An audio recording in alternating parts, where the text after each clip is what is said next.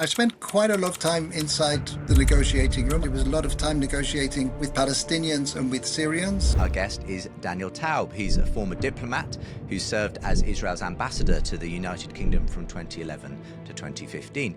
And he's been a senior negotiator in the Israeli-Palestinian peace process. We need peace more than ever, but having seen some of the things that we've seen, it seems further away than ever. The goal of the negotiators is to make the voices of the grandchildren as compelling as those voices that are trying to draw them back into the past. Whenever conflict is even like in my vicinity, I panic. I think that also makes me quite tribalistic. I don't think a good conversation is an answer to every problem in politics or international relations. Sometimes it can be a distraction. How do you deal with the weight of the conversations that you're having?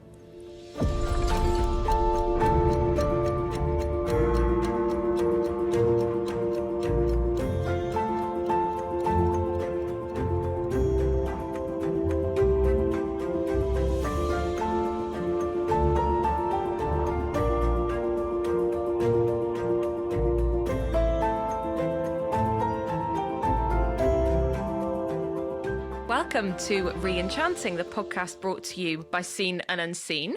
I am Belle Tyndall Riley. And I'm Justin Briley. And we speak to a number of guests from across the cultural landscape, and together we ponder whether we are seeking re-enchanted, spiritual, sacred, supernatural answers, as opposed to arguably more materialist and disenchanted ones. Today, we're going to be re-enchanting disagreement, and our guest is Daniel Taub. He's a former diplomat who served as Israel's ambassador to the United Kingdom from 2011 to 2015, and he's been a senior negotiator in the Israeli-Palestinian peace process in the past. Well, his new book, Beyond Dispute, draws on the wisdom of the Talmud to rediscover the Jewish art of constructive disagreement. So really looking forward to diving into this topic today. Welcome along, Daniel. Great to be with you. Thank you very much. We have much to talk about, but you've recently been listening to some of our episodes, so this should catch you not by surprise, that we always start the same way, and that's by asking our guests what they are reading at the moment. Sure, great. Probably, I don't know whether I should say reading. It's closer to savoring because I've been taking it slowly. But the book that's really touched my heart recently is a wonderful book called The Work of Art by Adam Moss, who is a sort of legendary American magazine editor. And it's about the act of creation. And, he takes a lot of pieces of art, that art in a very broad sense, not just visual art, but songs that we all know, plays, TV series, even New York Times crossword puzzles, and speaks to the creators about that act of creation. And on the one hand, you enter a book like that with a kind of fear that when you see the scaffolding, it's going to take the wonder away. But so far, my experience has been that it just adds a new layer of wonder at that spirit of almost divine creation that you can find inside certain people. Oh, that's beautiful. I think that might be one of the best reviews you could give a book, is to say, I don't think I'm reading it, I'm savouring it. Is there a better review than that, do you think? That's fine dining by the sounds of it, savouring a book. That's really lovely. I think there is something about that creativity and the act of creation that is absolutely fascinating. Do you think of yourself as a creative person? I know that you've been involved in writing screenplays and things. I probably did until I read this book, and now I'm hanging my head in shame.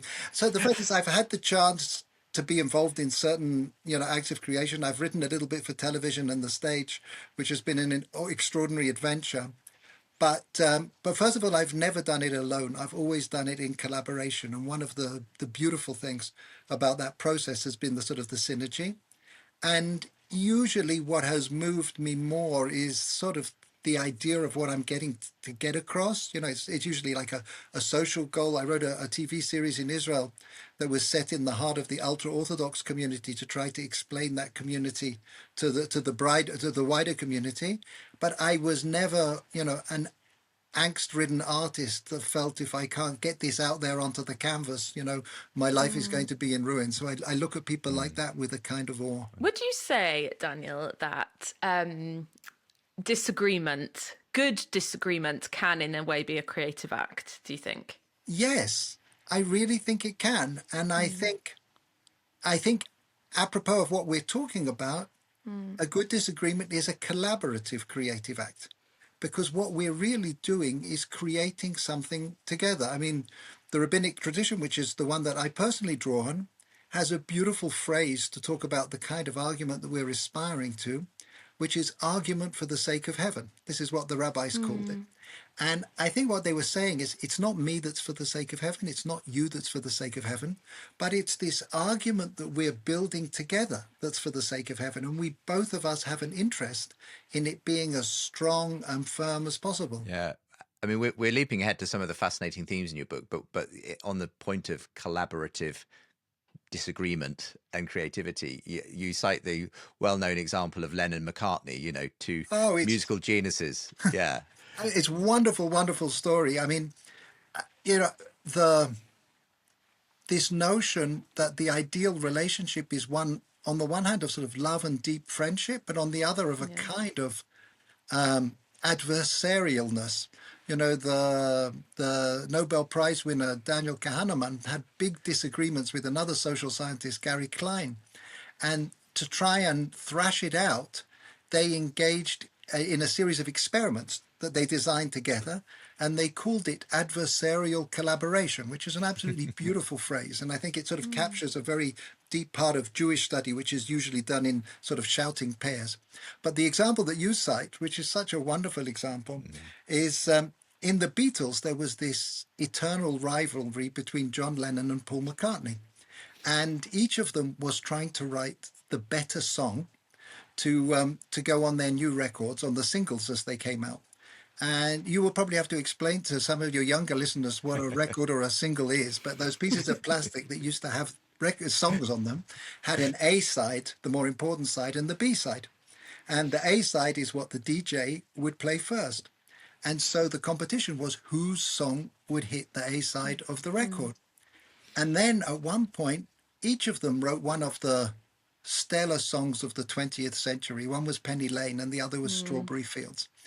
And they did something that had never been done before, which was they produced what they called a double A-sided single.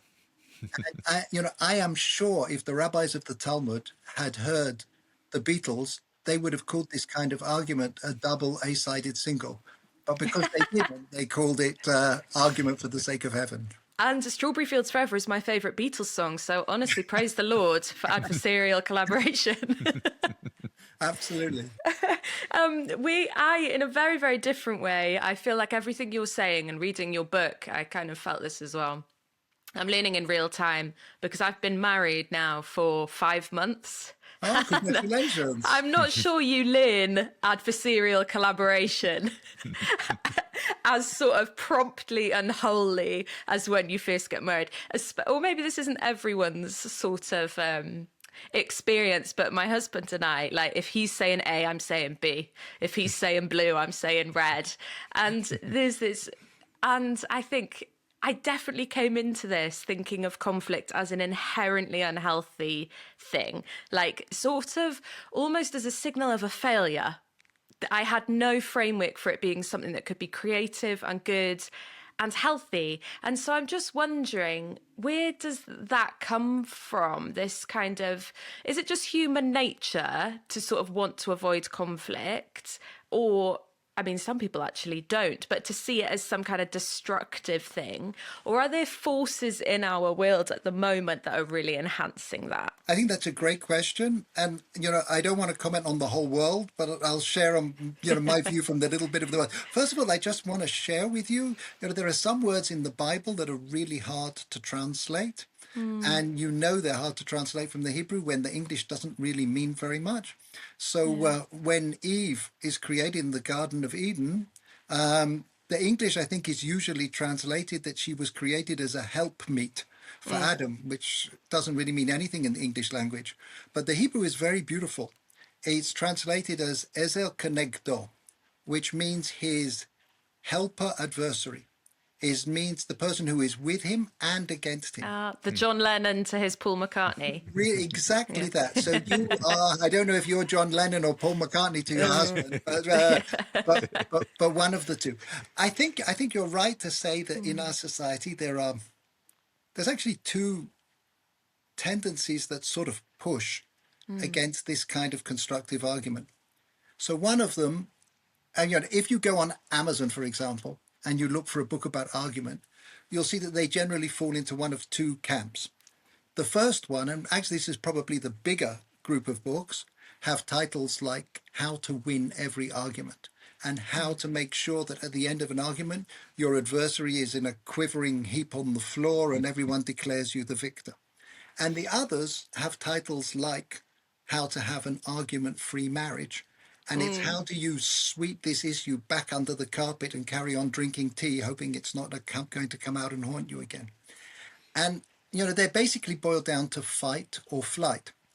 And I think the approach that I looked at, and which I think is very relevant to our times, is to say, no, actually an argument is, when it's done right, it's an engine of learning, of discovery, of a collaborative search for the truth.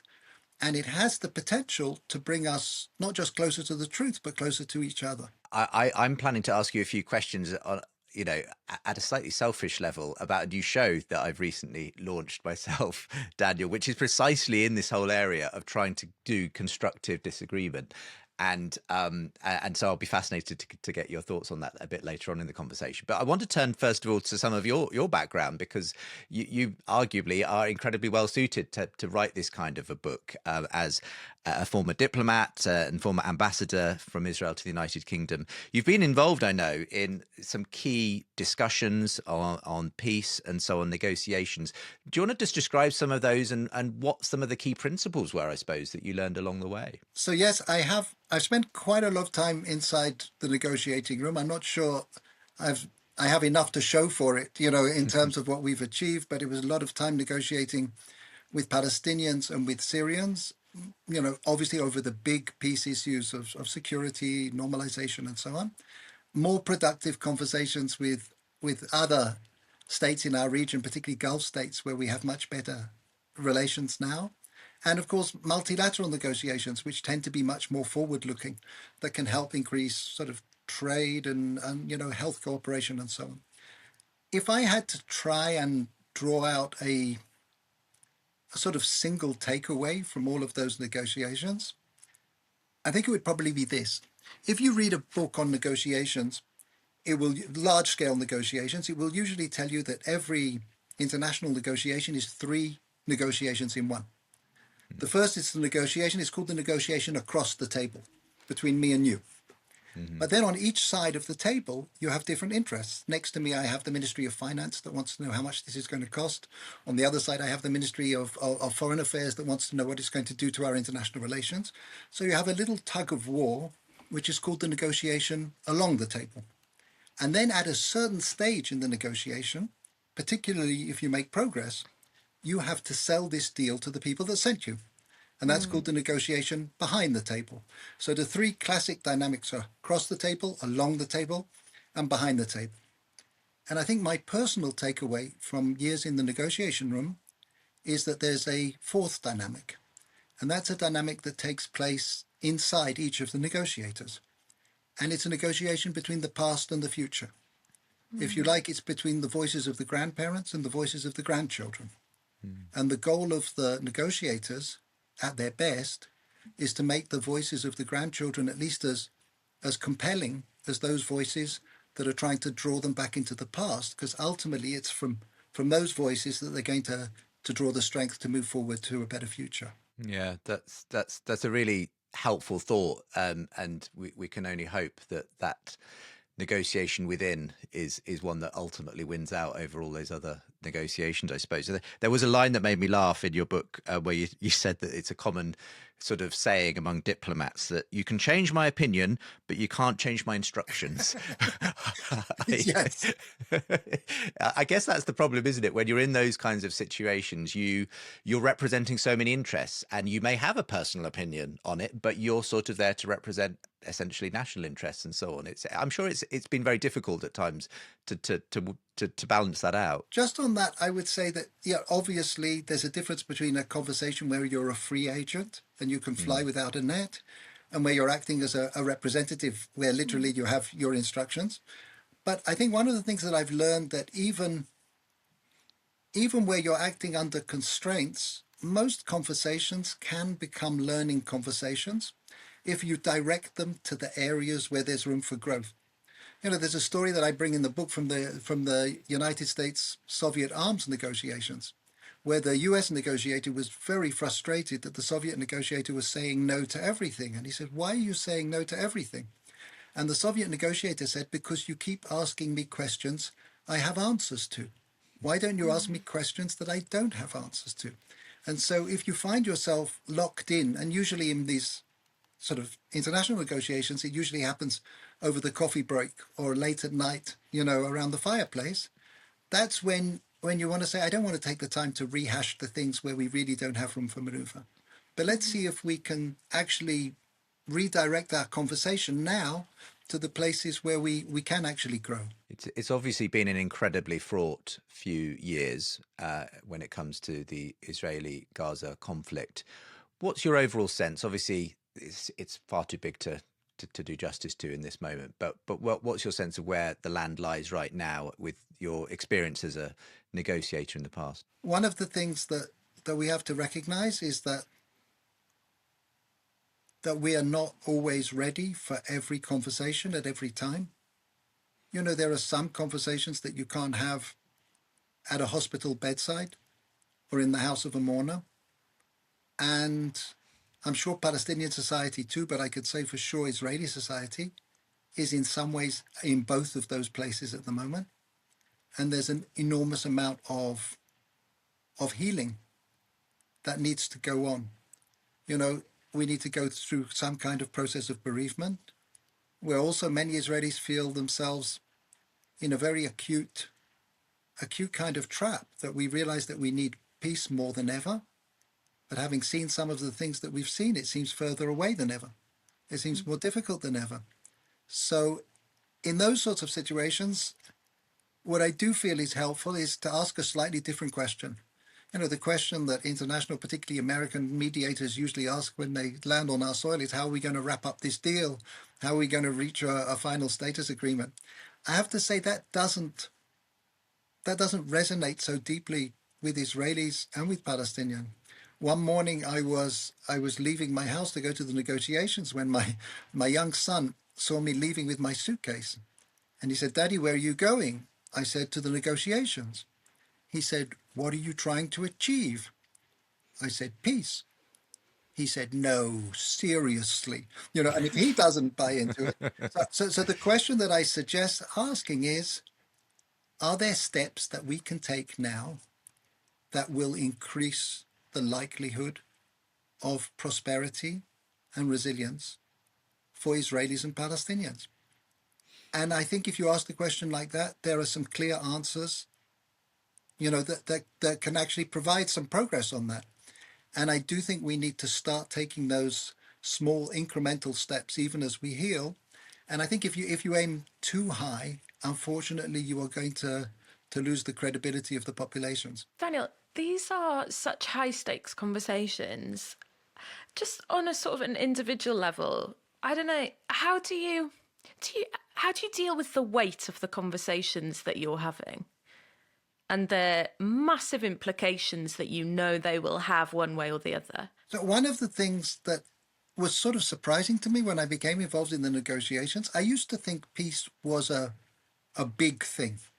And then slowly I came to realize that in a way it's a series of small miracles, very, very small ones. I mean, in some of the earliest negotiations I was involved in, we were negotiating joint security patrols, joint Israeli-Palestinian security patrols in sensitive areas. And really they're very It was a very simple sort of thing. It was two jeeps, Israeli policemen, Palestinian policemen, patrolling together and so on. And and yet you look at this happening and you realize that not long ago, those weapons would have been pointed at each other. And you realize there's something extraordinary. And I think thinking about peace as a series of small, tangible steps is actually very helpful, and not thinking that we're engaged in some massive sort of utopian, leap. Yeah, that's really helpful. And then just one more question I have, sort of specifically on these types of conversations, because I think it's relevant for all types of conversations in a way, is how do you make room for and acknowledge like power dynamics in disagreement? And of course, the type of disagreement we're talking about you having is so tangible. But in all disagreements we're having, there are power dynamics at play, and there is emotional baggage at play. And I was just wondering how, both professionally and personally, you've made room for that. So that is such an important question. I'll start off with a big caveat. You know, in politics, they sometimes say that, when there's a crisis, the speechwriters all say what you really need now is a great speech. I don't think that a good conversation is an answer to every problem in politics or international relations.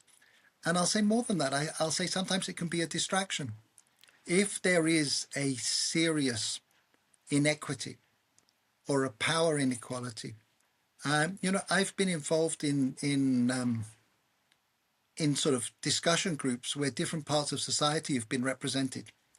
And usually what happens is that the more privileged representatives of society will leave saying, we've shared our stories, we've listened empathetically, what a great process. And the less advantaged will go back to their more disadvantaged homes and schools and neighborhoods and feel not only has nothing happened, but this illusion that something has happened is in some ways very counterproductive. So my concern is not that we're not having conversations to solve these problems. My real concern is a lot of the things that we think are really good conversations actually aren't. We are actually going through sort of performative dialogue, and we're not taking advantage of this extraordinary opportunity that we have of testing our minds against other people's minds and finding something new come out of it. Moving to the book, which obviously draws on much of these experiences you've had at the negotiating table, Beyond Dispute does something else quite unique as well, which is draws on the wisdom of the Talmud. Now, many people, myself included, I will admit, may not know much about the Talmud. A lot of people listening might have a rough idea of, the Torah, perhaps the Old Testament as Christians perceive it in general. But the Talmud, tell us what that is and how you've sought to draw on it in this book. Sure. So the Talmud, in a simple physical sense, it's a massive series of probably 20 large Aramaic volumes, thousands of pages, that dates back, more than 1,500 years. It's really a codification of what in Jewish tradition was an oral tradition that accompanied the written Hebrew Bible. In practice, it is extraordinary compilation of law and folklore and philosophy and wisdom and humor and everything else. And I think what's most striking about it is because by the time it was written down, there were so many different versions of it. It was not written down as an authoritative book, but it was written down as a conversation. It was written down as an argument. There's no author's voice. It's like walking into a study hall and having all of these voices shouting at each other, disagreeing with each other, and so on. And it's much less about what to think than it is about how to think. It's really about a way of challenging not only other people's preconceptions, but our own preconceptions. Somebody once tried to explain what's the difference between Greek logic and Talmudic logic. And they said, well, Greek logic goes like this. All ravens are black. That bird is a raven. Therefore, that bird is black. Talmudic logic is similar, but it goes, all ravens are black. That bird is a raven. So either that bird is black or it's a new kind of raven that we never came across before.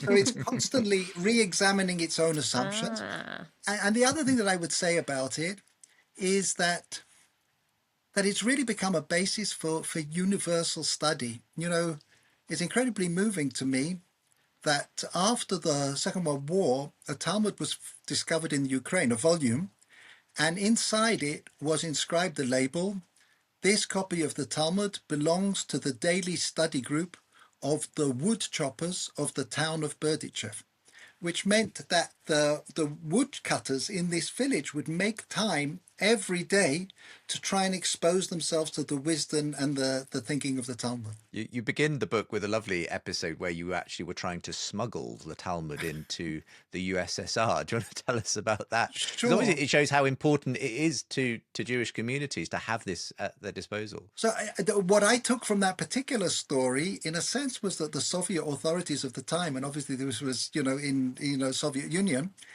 were almost more aware of the power of the Talmud than I had ever thought. I was visiting what were called refuseniks. These were Jews who were not allowed to practice as Jews in the Soviet Union. They were not allowed to leave to come to Israel. And so, like a lot of other Jews around the world, we tried to visit them, encourage them, bring them sort of the items that they needed to have a Jewish life. And they weren't allowed to have Jewish books.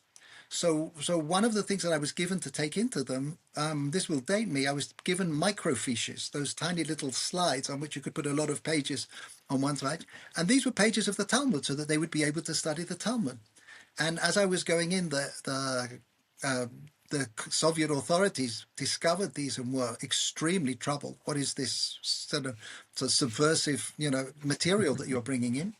And so I say it's the Babylonian Talmud. And they say this down the phone to some presumably poor expert in Judaica who is, forced to cooperate with them. And, and they took it away from me, unfortunately.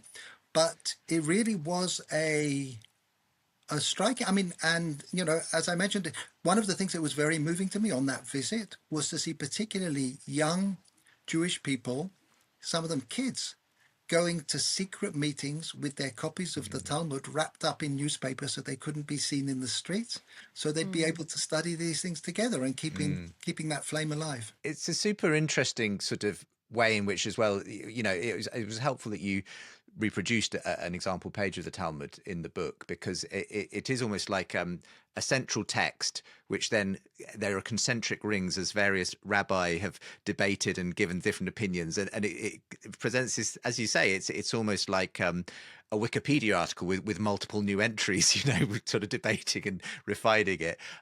But in a sense that I get the sense, even if you were to read just the Torah and the Old Testament, you find that sense that in Jewish tradition there is an openness to discussing dialogue. I mean, even Abraham sort of negotiating with God. It's kind of been there from the beginning in a way, hasn't it? So I think that's true. I mean, it's the thrust of the Jewish tradition is, I think William Wrigley, who was the chewing gum magnate, used to say, when two people agree, one of them is unnecessary. And I think that is really what the thrust, it's difference, it's dissent that is going to create value. So, one of the most striking examples in the Bible is, as you say, it's Abraham, who has the chutzpah to argue with God. It's an extraordinary thing. And if you think about it, that gives extraordinary courage to everybody who reads that passage. Maybe standing up to your teacher or your boss because you feel that they haven't got it right is not so daunting if one of your heroes has done it to the all-powerful. And in fact, the word Hebrew, the name Hebrew, as in the Hebrew people, comes from the word ever, ivri,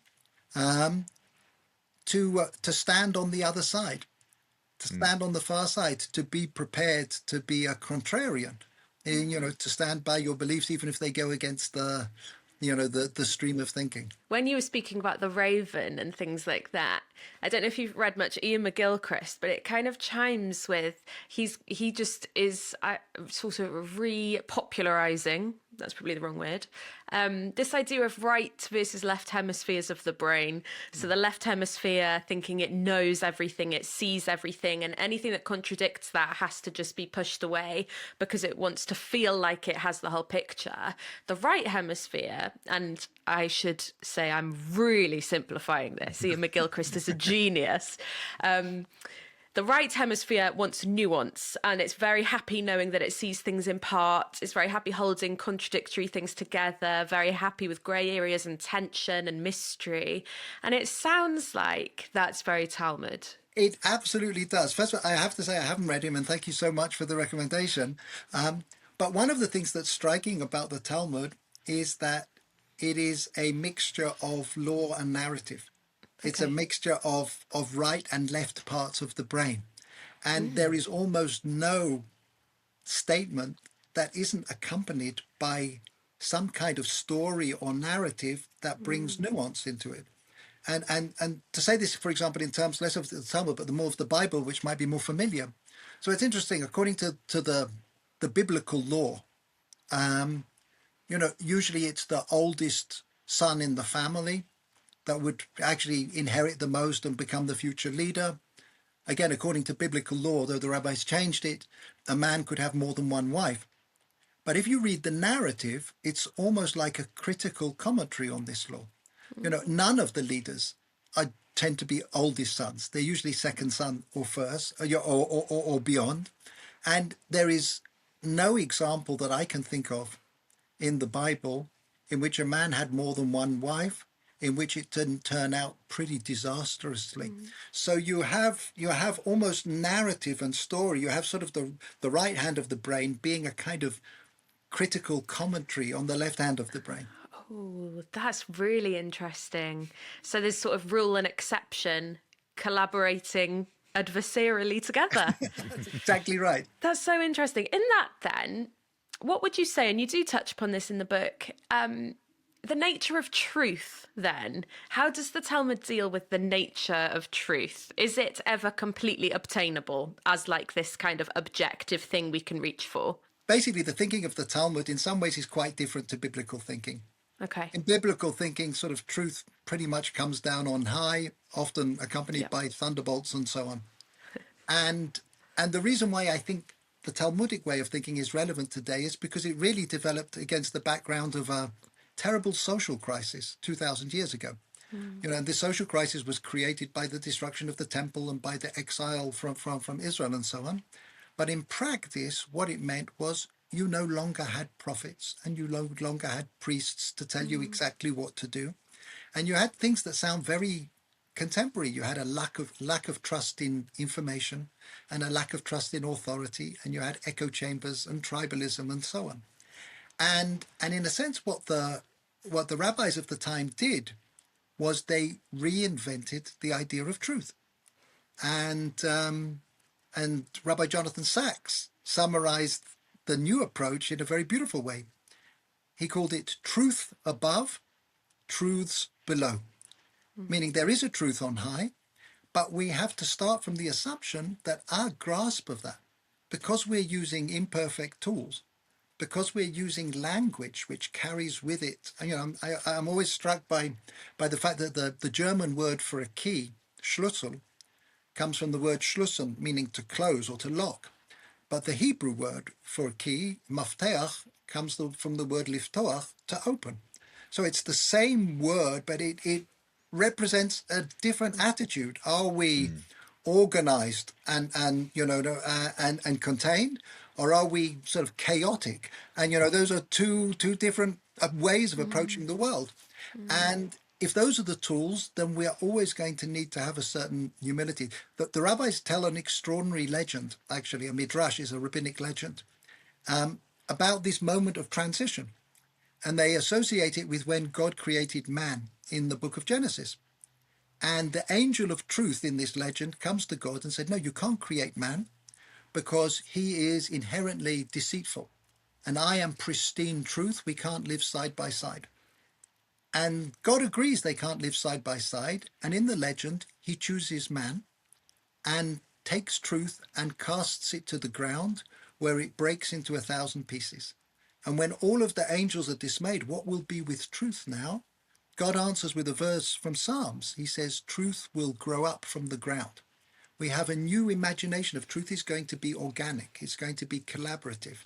And that doesn't mean there isn't a truth above, but it means as we struggle to reach it, we have to cooperate collaboratively. I was very struck by that particular story from the Talmud that you tell there. It also made me obviously think in a Christian frame of Pilate's question to Jesus when he's on trial, what is truth? He sort of, and it's very much the politician, Pilate saying this, because truth is probably a very flexible concept to someone like Pilate. Lots of people want it to be, very objective and so on. But then I get the sense that, again, in the person of Jesus, at least, you get this sense that truth isn't simply about a set of statements or logical propositions. He very much says, I am the truth. There's a sense in which it's personal. It's contained in a person, which is a very different thing to just sort of truth in a sort of, I can write this down and, in a syllogism type of truth. So I suppose even within the Christian tradition, there's a sense that truth cannot necessarily be contained in just a proposition in that way. That's so interesting. I think there's another thing that's very characteristic of this Jewish tradition, and maybe it's reflective of what you're talking about. If you look at the sort of rabbinic descriptions of what are the qualities that you need to be a great truth searcher, Talmud scholar or whatever, it's an unusual mix because you have in the same list all of these Ivy League type, tenure qualities like having a great gift of analysis and expression and memory and so on. But alongside that, you have these moral qualities, like studying with humility and with joy and opening up your influences and so on and so forth. And I think it's because in the Jewish way of thinking, an argument, a good argument, is not just an intellectual exercise, but it's a moral exercise. And if that's the case, if the truth is not within us, but we in a way are channels for the truth, we have to do some work clearing the pipes so that we can be effective transmitters. There's a story about Mahatma Gandhi that I love, which is that a woman came to see him with her son and said, the doctor has told my son he can't have sweet foods, he can't have sugar because it's dangerous to his health. He won't listen to me. Can you please tell him? And Gandhi told her to go back to her village and come back a week later. So she went back to her village. She came back a week later. She walked into the room and Gandhi looked at the son and said, stop eating sugar. And the woman said to him, do you know how far away I live? Could you not have told us that last week? Why did you tell me to go away and come back? And he looked at her and he said, you don't understand. A week ago, I was still eating sugar myself. And the notion that it's not just what we say, but who we are when we say it, I think is a very, brings the personality, the moral dimension into our conversations. Oh, that's interesting. So the absolute importance, necessity of integrity in these things. This leads me perfectly on to something that I wanted to bring up, which is you bring up and advocate for really in your book, confident humility. Speaking of, the type of person we are when we're entering into these discussions. And so I was just wondering, can you break open what you mean by that? Because it seems like an oxymoron. That seems like a paradox. And then why that's maybe so hard to attain. Well, I'll start with why it's so hard. I mean, we're living in an environment which is really unforgiving of people changing their minds. And it's such a sad thing. I mean, sometimes I'll ask people, how many hours of talking heads television or radio have you listened to over the course of your life? And it will be in the tens of thousands. And then I'll say, well, how often have you actually heard somebody change their mind? And people really have to scratch their heads. I mean, it doesn't happen. I'm sure it happens on your podcast, but apart from that, I'm sure it doesn't happen. But, I was interviewed, I don't know if I'm allowed to say this, but I will anyway. I was interviewed by a journalist who told me that they had been a panelist on the BBC program, The Moral Maze. And they said that after 2 or 3 episodes, they were fired. And I said, why was that? And they said, it's because I changed my mind. And the producer said, you're not allowed to do that. And and the journalist said, well, but I heard one of the expert witnesses. I thought they made a really good point. And the formats don't really encourage. It's not really good for rating. I think that what we're really aspiring to is is confidence in our ability to be a partner, to be a tool in reaching the truth, but humility against the version of any particular truth that we have at the moment. And if you can really adopt that as an attitude, then actually, in a way, you cannot fail in an argument, because either you will win the argument or you will grow. And, that growth is a kind of joy. The social psychologist Adam Grant was interviewing Daniel Kahneman, the Nobel Prize winner, and he brought up some evidence that showed that one of Daniel Kahneman's conclusions was not in line with all of the evidence. And Kahneman just burst out smiling and said, now I'm less wrong than I was before. What a wonderful attitude. But it's not an attitude that a lot of our society really nurtures at the moment. Yeah. And it strikes me that a lot of our society is based more on the way that debates happen in a legal setting, where it often doesn't seem like truth is really what's at stake. It's about victory. It's about getting your client off or proving them guilty. And the actual matters of the fact and the truth are almost incidental to the kind of strategies for being able to get a particular outcome. And sadly, yeah, that's often the world we live in, isn't it? It's actually not particularly truth directed. It's worth seeing the difference between this and kind of legal argumentation. I'm told that trial lawyers are told never to ask a question where you don't know the answer. And I think the advice for this kind of conversation is it's not worth asking a question where you know the answer. It's the questions where you don't know the answer that are going to take you to new places and places of growth. Yeah, I as it happens, as I mentioned at the outset, I just have launched a new show called Uncommon Ground, which is very much about creating dialogues and debates between people on different sides of various issues, especially religious and faith issues. Firstly, be interested in sort of if you've got any thoughts on some helpful tips for bringing out the best in both sides. But we've genuinely tried, and I was so pleased when I came to read your book, having filmed some episodes of this, to think, oh, we're actually doing some of the things that Daniel has suggested here. So particularly that piece in the book about steel manning and empathy, effectively, we've kind of tried to combine those. And what we do at the beginning of each episode is we try to get each guest, wherever they are on the issue, to express as charitably as they can the other person's perspective. And only once the other person says, yes, you understand me, yes, you've got it right, do we then continue with the debate, where obviously they will have serious disagreements and so on. But it's been a remarkable thing, actually, doing this on Uncommon Ground. It feels like it just changes the atmosphere, and there's a kind of sense in which both sides feel heard from the outset. They don't feel they've been strawmanned, and the actual process of kind of negotiating at the beginning, well, you're nearly there, but actually I would put it this way, it's really helpful just to understand the topic in general for the audience. So it's been rather interesting. And I'll tell this, well, the first episode is between Richard Dawkins, very well-known atheist, obviously, and Rowan Williams, the Archbishop of Canterbury. And, this was one of the first times we were doing this exercise. I wasn't sure how it would go. And it was such a delight. Rowan Williams went first. They were debating science and God. So Rowan Williams gave a beautiful summary of why Richard Dawkins thinks we can't believe in God, we should believe in science, effectively.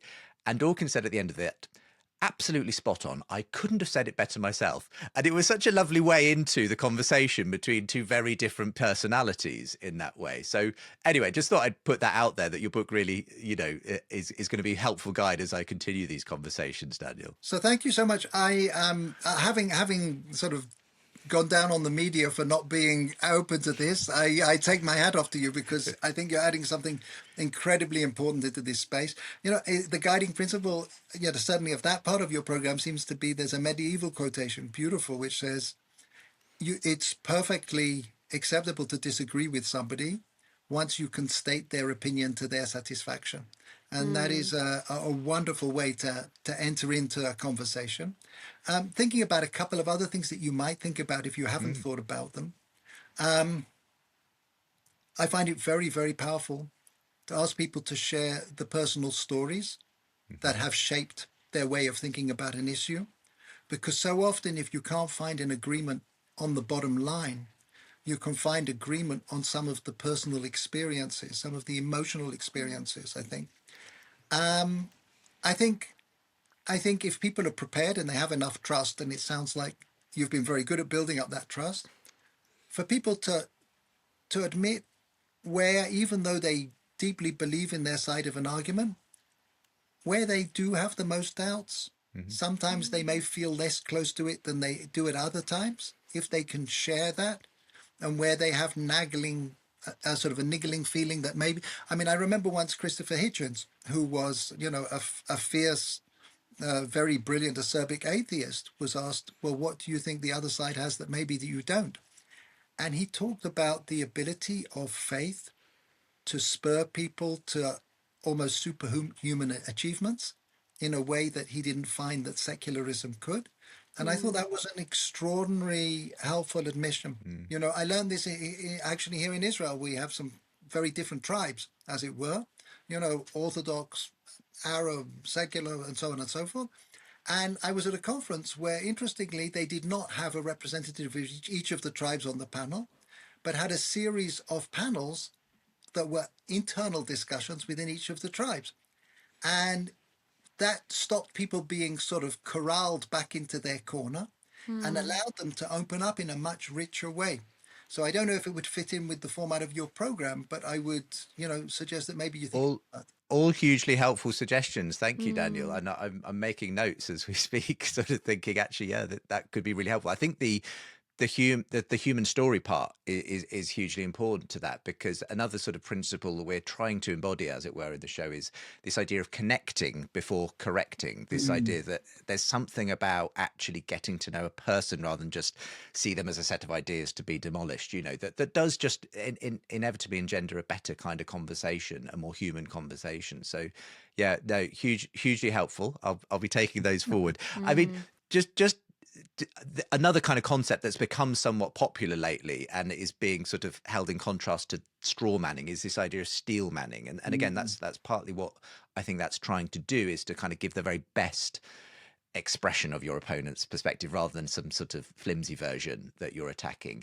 And now that sounds counterintuitive to do that, and yet you recommend doing it because it makes it sound like, well, that it will be more difficult to kind of convince the people watching or the audience. But what's the advantage of actually making your opponent's case stronger rather than weaker from the outset? I think it's as simple as, if you're a boxer heading for a big fight, you want to find the toughest sparring partner that you can. You don't want to choose a deliberately weak sparring partner, sort of, and knock them down, and which is really what happens in debates where there's what's called straw manning. Straw manning is where, you take a deliberately weak argument and knock it down, but you haven't really grown through that. There's a classic story in the Talmud of a rabbi who lost his study partner, and the study partner who he was brought, to replace him was very brilliant, but kept saying, that's an amazing point that you made, and I'm going to bring you additional evidence to support it. And finally, this rabbi sort of tore his hair out and started shouting at him. He says, what use is it you telling me that I've got a great point? My old study partner used to disagree with me. He would come up with 24 reasons why I was wrong. And that's where growth happened. And there's some extraordinary examples in sort of more modern times.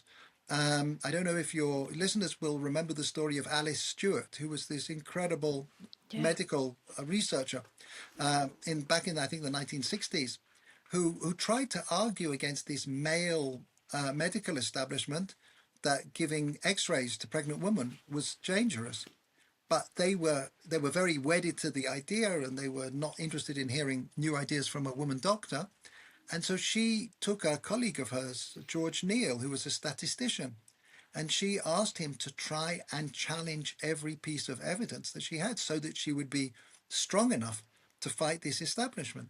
And when George Neal was asked what his job was, he said, well, my job is to prove Alice Neal wrong. That was really it. That was the depth of the collaboration. And thanks to that, tens of thousands of babies have been saved. Yeah, there's something about, I've said this on the podcast before, so I'll say it again, just in case anyone feels a bit like me and it's helpful.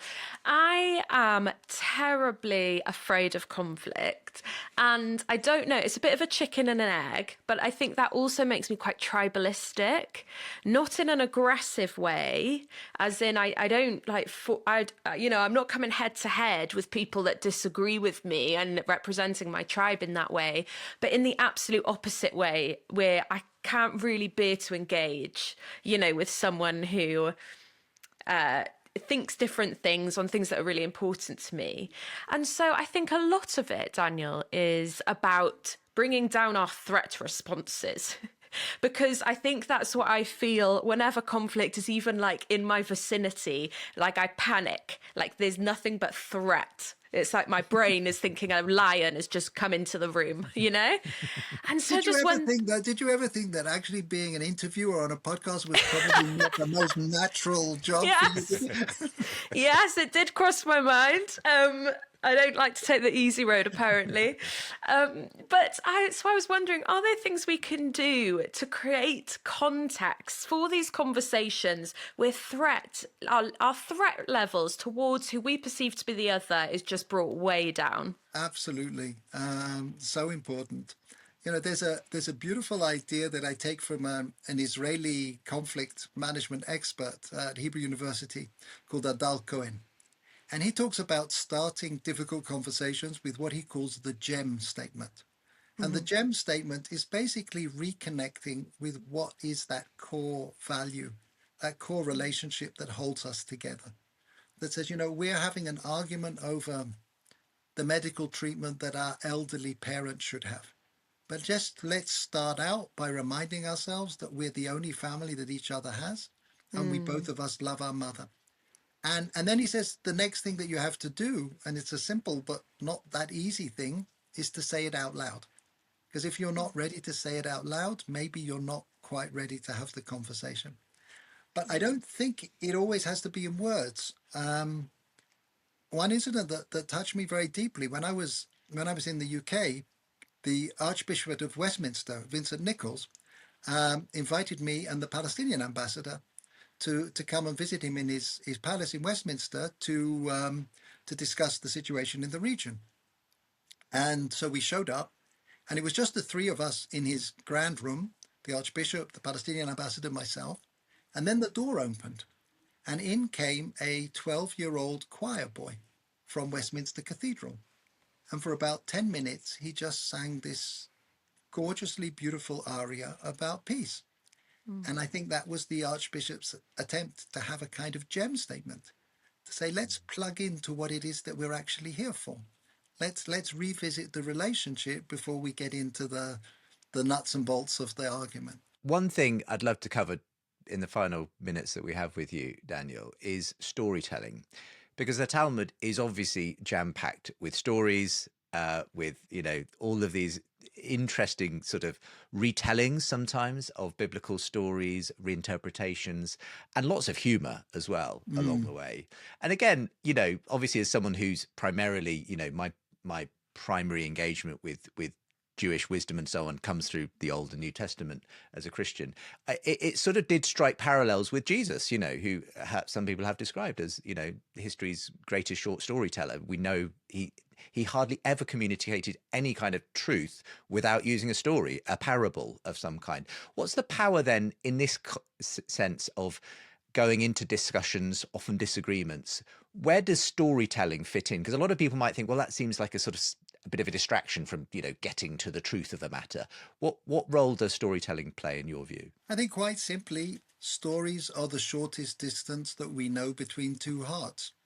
The fact is we think it goes through the mind, but if we actually want to have a deep relationship, it's actually the power of a narrative with all of the nuance, with all of the emotion, with all of those things that we like to think are extraneous, that get left beside when we're stuck there in our logos, our logical debating and so on. But actually, if you want to encourage people to open their minds, stories are the most powerful way to do that. The social historian Lynn Hunt makes a fascinating comment which is that the human rights movement arose more or less in parallel with the rise of the novel, because the novel enabled people for the first time to live lives that were not their own, to know what it was like to be a chimney sweep or a vagabond in sort of Victorian London.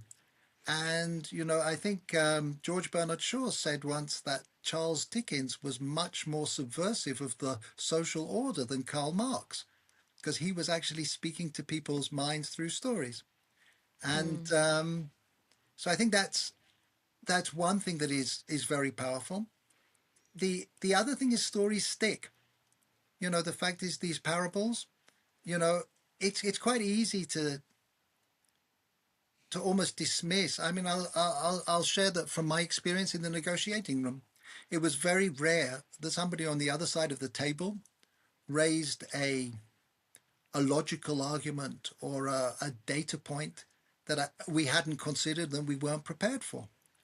But I wasn't always prepared for the personal stories, for people to personalize, what this situation meant for them, what it meant for their aspirations for their children. And that had a way of sneaking under the portcullis and touching you in a way that maybe other things wouldn't. I feel like there's a bit of a war on empathy going on at the moment. I hear a lot of people talk about toxic empathy and how it's people are becoming too emotionally invested in other demographics' lives. What would you say about that? Is empathy kind of increasingly being seen as some sort of weak spot, even toxic? So I have to say I set my bar a little bit lower. I'm not sure that I'm trying to encourage in the conversations that I have empathy. I think I would settle for understanding. Yeah, I would okay. settle for, and again, this maybe touches on the point that you were making earlier about, that you're a little bit conflict averse in some of these conversations. I would suggest that you think about your mission as simply to deepen your understanding of an alternative viewpoint while parking the question of whether you're going to agree with it or disagree with it. But just say, I just really want to understand it. Does that mean so? And, one of the most powerful questions that you can ask is tell me more.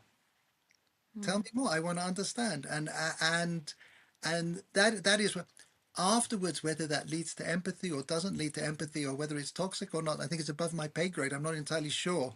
But I think if we took more time just to as Justin is doing in his program, sometimes when I'm invited to campuses where there are different groups of students who are really having a hard time just being in the same space, I'll ask them to do a very similar exercise, which is to write on one side of a piece of paper the position of the other side as best as they understand it, and give it to them and have the other side just correct it, red marker it. And the goal is not to change minds, but let's just, the question isn't whether you're in favor of this side or you're in favor of that side. The question is whether you're in favor of a serious conversation. And if you are, you cannot help but benefit by making sure that the thing that you are arguing against, you understand as well as possible. Yeah, that's really helpful. And it's so shocking how radical that sounds. How countercultural. The problem is, you go onto a space like X or whatever, and you look at the people debating to and fro, and you feel like, gosh, yeah, it feels such a long distance away, this kind of attempting to get to the truth, attempting to really understand each other. And the problem is so much of the time, sadly, in the world we live in, there's that old aphorism, isn't there, that it is impossible to get a man to understand your argument if his salary depends on him not understanding it. There's a kind of there's a sense of it like some people really just don't want to understand the other side because that is completely in their interest not to. But so how do we, especially in the age we live in, I suppose this is a good place maybe to land in, where sadly so many of the disagreements are so toxic, where we sadly in much of public life, we're seeing just an incredibly low bar when it comes to people's willingness to even talk in a civil fashion. Where do we begin, given that this is kind of what we've created for ourselves in our current social media world? So first of all, I think there's an important point hidden in what you said there, Justin, which is is there are counterparts where it's not worth investing the time because it's not possible to have. And you know, we do need to think a little bit about what the limits of legitimacy are. You know, the fact is not every viewpoint deserves a fair hearing. There was an American academic who famously said, you don't want your mind to be so open that your brains fall out. And so we have to think about where we draw those lines. And one of the things that I draw from the Talmud that I find helpful is that there are occasional instances in its thousands of pages where rabbis are asked to leave the house of study. But almost always it is not because of their position, but it's because they don't buy into the process of debate. And what that suggests to me is that we should challenge ourselves to hear uncomfortable positions until the point where somebody says, there is no evidence that you could bring me that would make me change my mind. Because the moment that they do that, you're really not engaged in a conversation. You're engaged in some kind of performative act that's unlikely to be productive. But to offer a little bit of encouragement, perhaps, in response to that genuine and sort of justified frustration, I do feel that there is something wonderfully subversive about this ability to have a genuine flying without a net, no holds barred conversation with somebody who disagrees with you, and no governmental structure, no media bias, no social media algorithm can take away from you that simple ability to reach out to somebody who thinks differently and to say to them, I want to understand you better. And I think it's something that every one of us can do. Thank you so much, Daniel, for taking some time with us. The book is called Beyond Dispute. It's all about rediscovering the Jewish art of constructive disagreement. We'll make sure there is a link from today's show. I thoroughly recommend it. So many insights and wonderful stories as well that you draw from the Talmud and your own experience as well, Daniel. Thank you so much for being with us today. It's been a pleasure. Thank you both so much. And indeed, thank you for listening. We hope you've sort of gleaned as much gold out of this conversation as we have. And thank you for making this conversation happen. It wouldn't have happened without you. If you want to make future episodes of Re-Enchanting happen, you know where to go. It is seenandunseen.com/re-enchanting. But until next time, goodbye. Goodbye.